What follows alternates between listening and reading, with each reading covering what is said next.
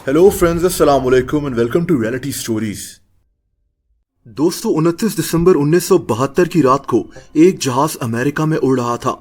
ये जहाज न्यूयॉर्क से मियामी जा रहा था। ये ईस्टर्न एयरलाइंस फ्लाइट 401 थी। इस जहाज में 176 लोग सवार थे। जहाज के कैप्टन का नाम रॉबर्ट बॉब था। ये 32 साल से इसी एयरलाइंस कंपनी में काम कर रहा था। इसके को पायलट का नाम एल्बर्ट जॉन था। दोस्तों, ये जहाज रात के 9:30 बजे फ्लाई किया था। ये सफर बिल्कुल नॉर्मल रहा। सफर में कोई मसला नहीं था। अब देर रात हो चुकी थी और मियामी बिल्कुल करीब था, लेकिन फिर जो हुआ वो इंतहाई अफसोसनाक था।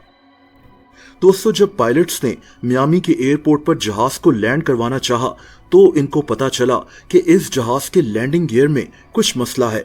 दरअसल लैंडिंग गियर नीचे जा चुका है, यानी ठीक है, इसके मुतालिक एक लाइट से पता चलता था, लेकिन वो लाइट नहीं जल रही थी। पायलट्स ने मियामी एयरपोर्ट पर मौजूद एयर ट्रैफिक कंट्रोलर को कहा कि ये जहाज को फिर से 2000 फीट पर ले जा रहे हैं और अभी जहाज को लैंड नहीं कर रहे। दोस्तों, इस दौरान पायलट्स ने जहाज के सेकंड ऑफिसर को जहाज के फ्लाइट डेक के नीचे देखने को कहा कि पता चले कि लैंडिंग गियर वाकई में काम कर रहा है कि नहीं। लेकिन दोस्तों, उसी वक्त ये जहाज 100 फीट नीचे आ गया। 2 मिनट्स मजीद उड़ने के बाद ये जहाज फिर से नीचे की तरफ जाना शुरू हो गया। पायलट्स को समझ में नहीं आ रहा था कि इस जहाज को अचानक क्या हो गया है। इनके आखिरी अल्फाज भी यही थे कि हमने जहाज की ऊंचाई के साथ क्या किया है, क्या हम अभी भी 2000 फीट ऊंचाई पर हैं। दोस्तों, इसके 10 सेकंड्स के बाद ये जहाज मियामी के पास ही क्रैश कर गया। मियामी इंटरनेशनल एयरपोर्ट से सिर्फ 30 किलोमीटर दूर। फौरन इस जहाज की तरफ रेस्क्यू टीम्स को भेज दिया गया। जहाज में मौजूद 75 लोग इस क्रैश में बच गए थे, जबकि 101 लोगों की मौत हो गई थी। दोस्तों, इस हादसे की इन्वेस्टिगेशन हुई तो पता चला कि ये पायलट्स का कसूर था। जहाज के आखिरी 3-4 मिनट्स में पायलट्स जहाज के सिस्टम को, जहाज के इंस्ट्रूमेंट्स को ठीक से मॉनिटर ही नहीं कर सके। जहाज नीचे जा रहा था, लेकिन पायलट्स ने इसका एहसास बहुत आखिर में किया, जब बहुत देर हो चुकी थी। बहरहाल, वैसे तो ये कहानी यहाँ खत्म हो जानी चाहिए, लेकिन दोस्तों, यहीं से एक नई कहानी शुरू हुई। एक अजीब कहानी जिस पर यकीन करना भी मुश्किल है।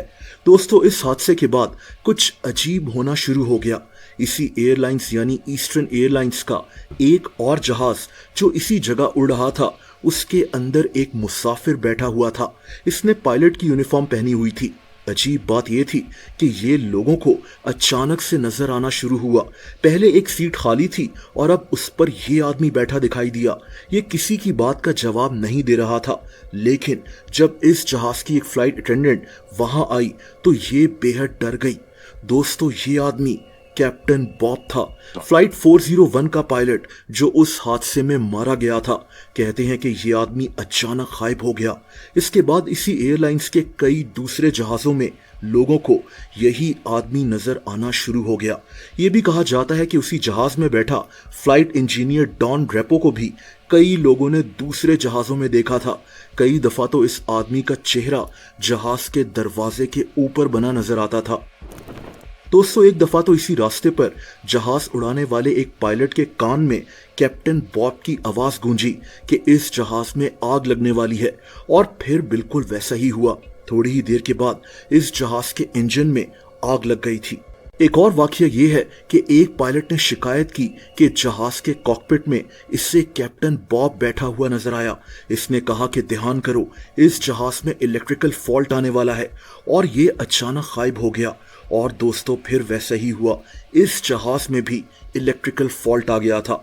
ये बातें इतनी आम हो चुकी थीं कि इस रास्ते पर जहाज उड़ाने वाले ईस्टर्न एयरलाइंस के पायलट्स और केबिन क्रू काफी डर गए थे।